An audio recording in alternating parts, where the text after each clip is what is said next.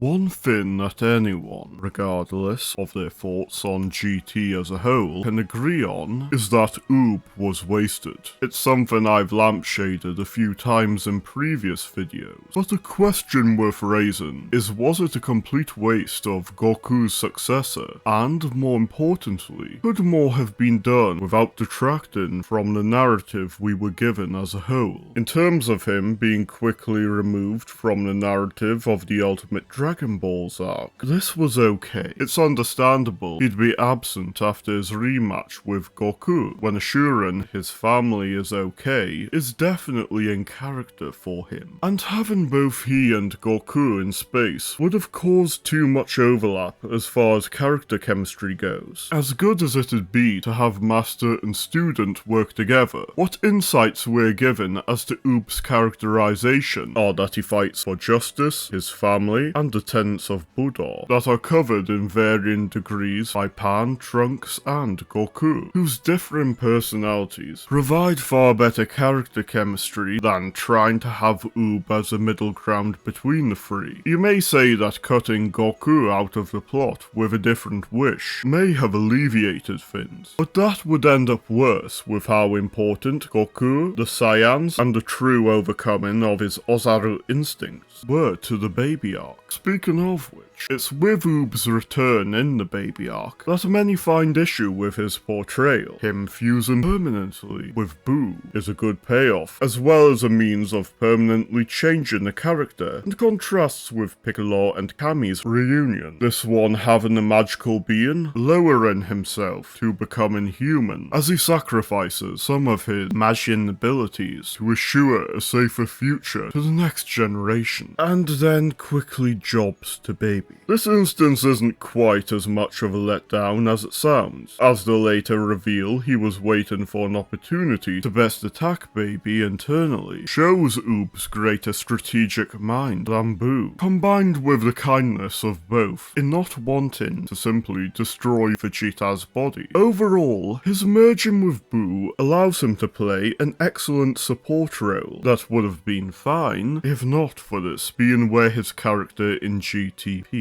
That said, the Super 17 arc is where the goodwill the baby arc provided as to where his character could go gets thrown out the window. His highlight here is taken out railed, which for him at this point is about as relevant as any other case in the arc of the Dragon team doing cleanup work, and things go downhill when he proves absolutely useless against Super 17, with him treating base Gohan with more reverence for some reason. Unlike in the baby arc, where there was a solid reason for Goku to take the spotlight away from Oob, there's very little personal connection to the main villain for it to be as necessary here, when the emotional tie for the main cast to Super 17 was 18. Gero and Mew may have teamed up to thwart Goku, but that plan succeeded temporarily at the start, and Gero didn't even survive long enough to be satisfied seeing Super 17 overpower Goku later, so you could instead have this be something similar to with Garlic Jr. or in Super Hero, of a story where the rest of the Dragon team prove you don't need to always leave things to Goku. This is especially so when Oob doesn't even use the chocolate beam, something that could have been a genuine threat to someone who doesn't have ki with which to counter it, as Vegeta did against Boo. Then again, this is the arc that forgot the artificial humans don't have ki, so take that as you will. Regardless, Oob could have played far more of a role against Super 17 than being an audience to Vegeta, carrying the distraction squad, though the Evil Dragons arc handled him with a bit more dignity than the previous one. Him not going along with Goku when having established 7 opponents that represent the wishes or context surrounding them being inverted provided a good opportunity for many of the Dragon team to face their own individual opponents, in a similar manner to how series such as Kinnikuman or Saint Seiya gave its main cast a balanced amount of time in the spotlight that aided their character growth. Ends up being a missed opportunity, in particular when San Shinlon was born from the wish to remove memories of Boo,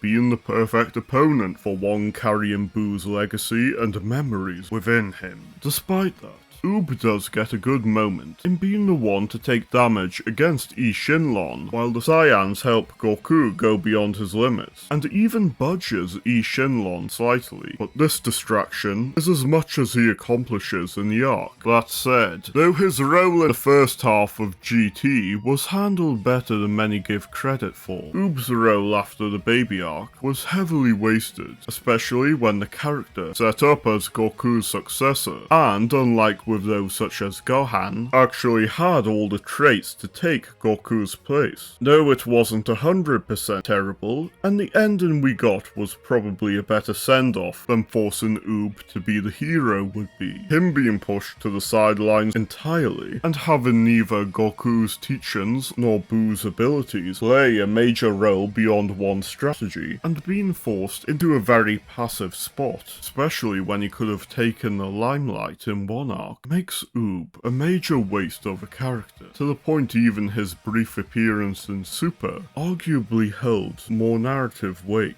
Thank you for watching through this video. Like, subscribe, comment, and if wanting to see an analysis related to Oob's previous self, check out this one on how Boo mirrors Goku.